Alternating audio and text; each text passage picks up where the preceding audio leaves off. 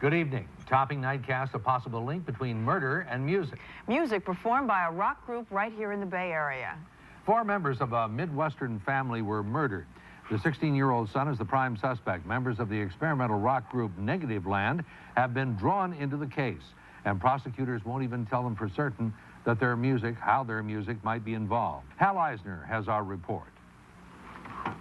It was the kind of murder case that friends and neighbors said didn't make sense.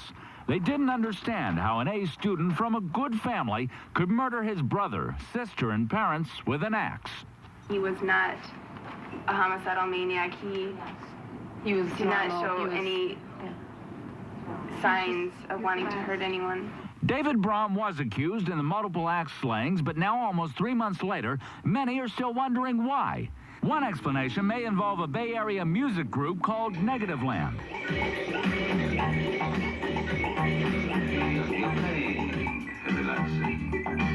Negativland's music is highly critical of the mass media, nuclear war, and handguns.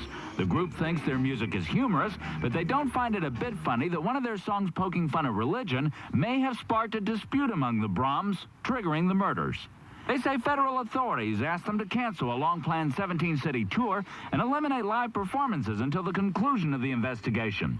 The probe apparently involved their song, "Christianity is Stupid." Christianity is stupid. Christianity is stupid. It's hard to listen to the cut and not laugh. If you have any sense of humor at all, or whatever, it's hard not to see the humor in it, and that it would result in anything as serious as this, I think, is ridiculous. This isn't the first time controversial music has been linked to tragedy. Charles Manson said his murder spree was influenced by the Beatles' Helter, Skelter. It's believed Night Stalker suspect Richard Ramirez was influenced by AC/DC's Highway to Hell album. An Ozzy Osbourne song, Suicide Solution, became the focal point of an actual suicide case involving a Southern California teenager. What you can say is that music is a bystander involved to a certain degree, but most unlikely that it generated the mayhem.